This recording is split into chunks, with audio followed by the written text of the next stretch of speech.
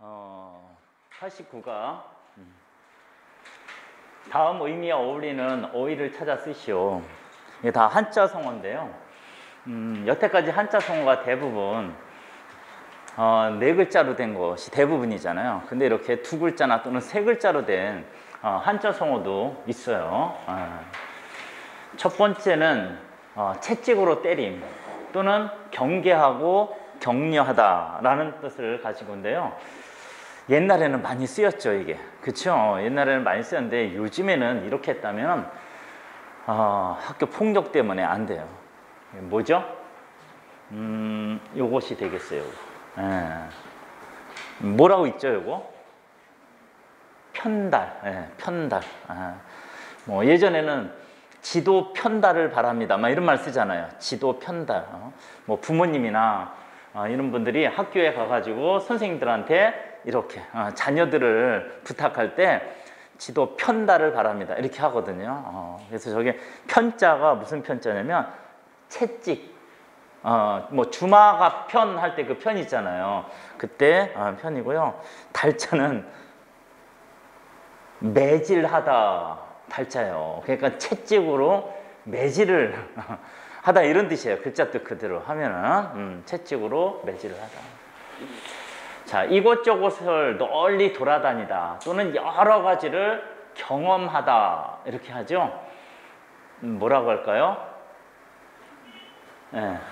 그 바로 옆에 나오는 편력, 편력. 이 편자가 두루 편자예요. 두루두루 할 때 그 두루 편자. 력자는 지낼 력자.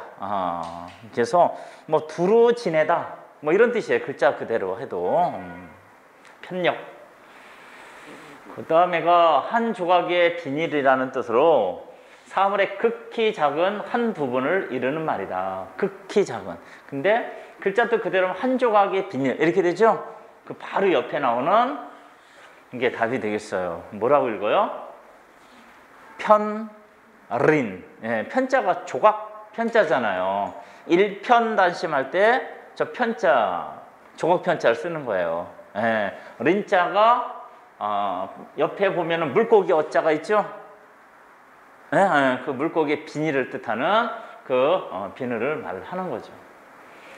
그 다음에 관직의 인사이동이나 관직에 임명될 후보자에 관해 세상에 떠도는 소문, 즉 풍설 이렇게 되죠. 그 옆에 나오는 하마평이라는 것이 되겠어요. 이 하마라는 말을 보게 되면 하마가 뭐예요? 아래 하자에다가 말맞자죠? 이게 말에서 내리다 뭐 이런 뜻인데 이 유래가요.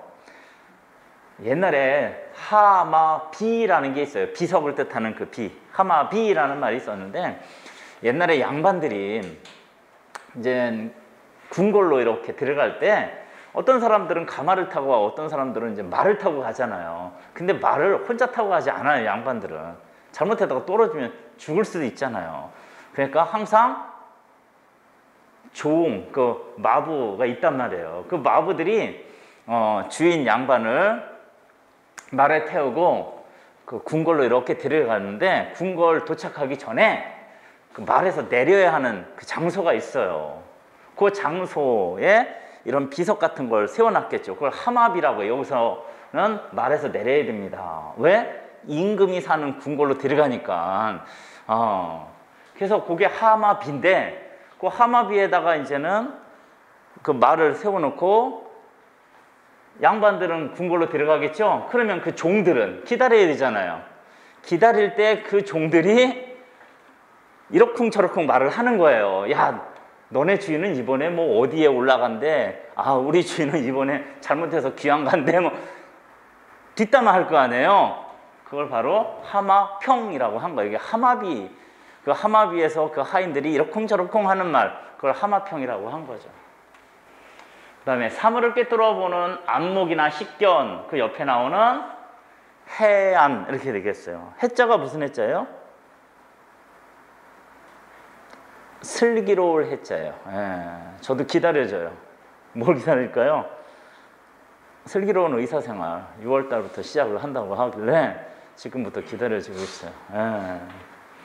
어저께는 꼭 보고 싶었던 드라마가 있었는데 마지막 회였는데 너무 피곤해가지고 못 봤어요. 나빌레라? 나빌레라가 어제 마지막 날이었는데 못 보고 잤어요. 자, 하여튼간 해안, 슬기로울 해자, 안자가 눈, 안자예요. 눈 안자. 예. 여러 책이나 작품 가운데 제일 잘된 책이나 작품 또는 여러 가운데 가장 뛰어난 것 할 때 뭐라고 할까요? 편달 옆에 있는 예, 뭐죠? 권자가 채권자잖아요. 그쵸? 그러면 앞자는요? 누를 앞자잖아요. 압력할 때 쓰는 거잖아요. 압력. 그러니까 다른 책을 이렇게 눌러버린다 이거예요. 위에서. 그 정도로 뛰어난 책을 표현을 한 거죠. 그 다음에 말을 할 때마다 이르기를, 말을 할 때마다 이르기를 이런 뜻이잖아요. 뭐 바로 옆에나 있는 엄필칭. 언자가 말씀 한자죠. 예? 필자가 반드시 필자잖아요. 그러니까 말을 할 때 반드시 칭자가 무슨 칭자냐면 일컬을 칭자예요. 예, 일컬을 칭자. 그러니까 말을 할 때마다 반드시 일컬기를 이런 뜻인 거예요. 그 다음에 무릎 아래라는 뜻으로 어버이나 조부모의 보살핌 아래 주로 부모의 보호를 받는 테두리 안을 이른다. 이렇게 되죠. 바로 옆에 있는 슬하 이렇게 되죠. 예, 슬자가 무슨 슬자예요? 무릎 슬자예요. 무릎. 예, 무릎 슬자. 무릎 아래 뭐 이런 뜻인데 부모님의 보살핌 아래 뭐 이런 뜻이에요. 예. 뭐 가끔 그런 거 있잖아요.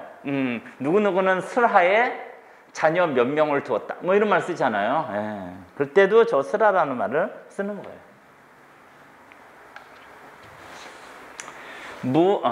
그 다음에 띄어쓰기군요. 무엇을 해야 할지 모르겠다. 근데 여기서 핵심은 뭐예요? 저번에 몇 번 나왔잖아요, 이거. 요 지저치. 근데 이 지가 시간을 나타내 줄 때 쓰게 되면은 당연히 의존명사기 때문에 띄어 쓴다. 근데 보니까 시간과 관련된 거 아니잖아요. 그렇죠? 예. 그래서 시간과 관련됐을 때만 제가 의존명사로 쓰이기 때문에 띄어 쓴다. 근데 시간과 관련되지 않죠? 그러면 그냥 지는 그 앞에 리을지로 어미로서 그냥 붙여 쓴다. 이렇게 되는 거예요. 몇 번 나왔으니까. 그렇죠? 예. 그 다음에 사회자가 비슷한 말들을 엿가락처럼 늘 리고 있다가 아니라 늘 이고 있다. 이렇게 되는 거죠. 본래보다 길게 하는 거 있잖아요. 길이를 길게 할 때 늘 이다. 나머지는 그냥 다 늘리다를 쓴다라고 생각하면 돼요. 그래서 길이를 본래보다 길게 할 때는 늘 이다. 나머지는 다 늘리다라고 하라고 생각을 하면 돼요. 상관하지 아니하거나 무시한다. 상관하지 않고 무시한다. 뭐가 되냐면 3번이 답이 돼. 뭐라고 있죠? 도외시한다. 도외시한다. 외자가 겉 또는 바깥 이런 뜻이죠. 시자가 보다 시자잖아요. 보긴 보는데 안 보는 거죠. 그래서 상관하지 않고 무시한다. 그 다음에 어떤 일을 성취하기 위하여 더 이상 물러설 수 없음을 비유적으로 이루는 말. 더 이상 물러설 수 없음을 뜻한다. 대부분 이게 전쟁과 관련돼서 주로 쓰게 되죠. 그래서 8번이 답이 되겠어요. 뭐죠? 예? 예, 배수진이라고 읽어요. 배자가 등 배자예요. 그 다음에 숫자가 물숫자죠? 그러니까 등 뒤에 뭐가 있는 거예요? 물이 있는 거예요. 강 같은 게 있어요. 그러니까 더 이상 물러날 수 없잖아요. 물러나면 그 강에 빠져서 죽게 되잖아요. 예, 그래서 배수진 이렇게 되겠어요. 여러 가운데서 가장 뛰어난 사람이나 훌륭한 물건을 비유적으로 이루는 말 이렇게 되죠. 뭐 하도 많이 나왔어요. 4번이 답이 되겠어요. 뭐라고 있죠? 백미 이렇게 있죠. 백미 하니까 괜히 쌀 생각하지 마시고 미자가 무슨 미자예요? 쌀 미자가 아니라 눈썹 미자잖아요. 미자 많이 나오죠? 뭐 초미 지급할 때도 초미 지급은 아주 급한 상태를 나타내 주잖아요. 그때 그때 미자예요. 저 눈썹 미자예요. 우리나라 사람들은 미국이 미국이라는 나라가 아니죠, 원래. 우리나라만 미국이라고 하는 거잖아요. 그렇잖아요. 미국 사람한테 야, 너나 나라 미국이냐? 그러면 뭐 알겠어요? 모르죠. 근데 우리나라는 미국이라고 부르면서 한자로 뭐라고 쓰죠? 한자로 미국이라고 쓰죠. 근데 그 미자가 무슨 미자를 쓸까요? 우리나라 사람들은. 아름다울 미자를 써요. 옛날부터 미국에 대해서 생각이 되게 긍정적인 생각을 했나 봐요. 근데 일본 사람들은 안 그래요. 일본 사람들은 우리나라 한국어로 하면 미국이라고 하지만 한자로 쓰면은요, 걔네들은 아름다울 미자를 안 써요. 걔네들은 무슨 미자 쓰는지 아세요? 먹고 말 거야 언젠가는. 이런 생각을 가지고 있나 봐요. 쌀 미자를 써요. 쌀 미자. 둘 중에 하나인 거죠. 걔네들은 미국이라는 나라가 쌀이 많이 나는 나라, 아니면 풍부한 나라, 이런 생각을 가질 수도 있고, 아니면 언젠가는 삼켜버릴 거야. 그래서 태평양 전쟁이 일으켰나 보죠. 그런 거 생각하면 미국 애들이 좀 일본에 대해서 잘 생각해야 되는데 그런 생각 안 하죠. 정부나 정치, 외교, 경제 따위의 각 분야에 대해서 현상을 분석하고 미래를 전망하여 그 내용을 국민에게 알리기 위해 만든 보고서. 가끔 텔레비전에서 많이 들어봤을 거예요. 그쵸? 9번이 답이 되겠어요. 뭐라고 있죠? 어렵지 않잖아요. 백서잖아요. 백서. 우리나라 백서에 대한 거는 여러분들이 잘 못 들어봤어요. 그쵸? 관심도 없고요. 저도 마찬가지지만. 근데 가끔 어떤 나라가 이 백서를 딱 발표를 하면은 우리나라 사람들이 막 열받죠. 어느 나라가 이 백서를 발표를 하면. 관심 없군요, 여러분들. 일본 애들이요. 일본 애들이 이 백서를 딱 발표를 하면 우리나라가 또 한참 열받습니다. 왜요? 일본 백서에, 어떤 백서에? 이 정치, 외교 백서에 독도를 자기네 땅이라고 또 거기다 실어 놓잖아요. 그러면 우리가 열받잖아요. 그때 많이 들어보는 말이에요, 이 백서가. 그 다음에 남을 업신여기거나 무시하여 흘겨보는 거예요. 째려보는 거라고요. 답은 5번이 되겠어요. 뭐라고 있죠? 백안시. 백자가 무슨 백자예요?